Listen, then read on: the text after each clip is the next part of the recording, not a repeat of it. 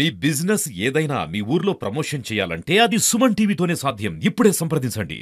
ఏపీకి మరోసారి వర్షం గండం పొంచి ఉన్నట్లు వాతావరణ శాఖ హెచ్చరించింది. పశ్చిమ మధ్య వాయువ్య బంగాళాఖాతంలో అల్పపీడనం ఏర్పడింది.